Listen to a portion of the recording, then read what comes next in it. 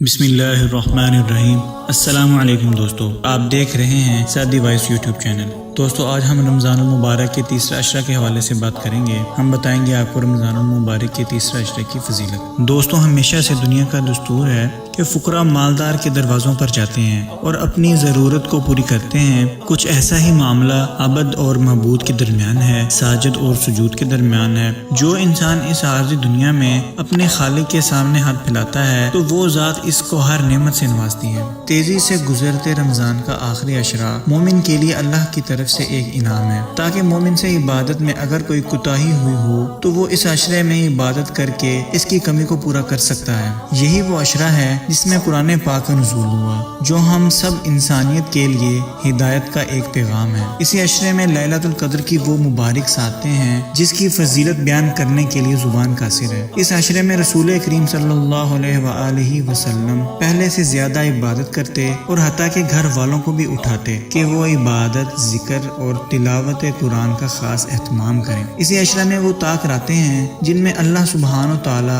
اپنے بندوں کو دوزخ کی آگ سے نجات دیتے ہیں۔ اسی عشرے میں آپ صلی اللہ علیہ وآلہ وسلم طواف کا اہتمام فرماتے تاکہ خلوت میں اپنے رب کی فرما برداری پر عمل کر سکیں۔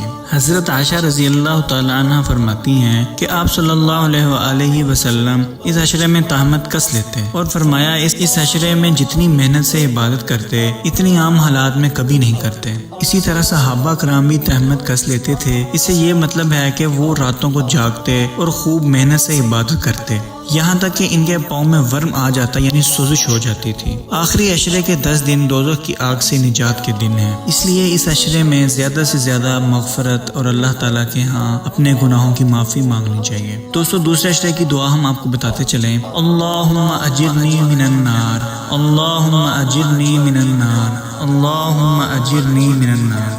دوستو جس طرح رمضان کو دوسرے تمام مہینوں پر فوقیت حاصل ہے، اسی طرح آخری عشرے کو بھی باقی دونوں عشروں پر فوقیت حاصل ہے۔ اس آخری 10 دنوں کی اہمیت کا اندازہ اس سے زیادہ اور کیا لگایا جائے کہ دنیا کے سب سے بہتر اور برتر انسان، نبیوں کے سردار حضور صلی اللہ علیہ وآلہ وسلم اس عشرے کی فضیلت بتائی ہے کہ آپ صلی اللہ علیہ وآلہ وسلم اس عشرے میں اعتکاف فرماتے ہیں۔ اس لیے ہم کو بھی چاہیے کہ ہم اس آخری عشرے کی مبارک ساتوں کو سمیٹیں اور اپنے رب کو راضی کریں۔ دوستو ہم امید کرتے ہیں کہ آپ کے رمضان المبارک کے تمام روزے بہت اچھے گزرے ہوں گے اور امید ہے کہ آنے والے تمام روزے آپ خوش و خضوع اور اللہ کی عبادت کرتے ہوئے گزاریں گے۔ دوستو آج کی ویڈیو میں بس اتنا ہی۔ اگر آپ کو ہماری ویڈیو اچھی لگے تو پلیز اسے شیئر کیجیے اور ہمارے چینل کو سبسکرائب لازمی کیجیے۔ بہت شکریہ، جزاک اللہ۔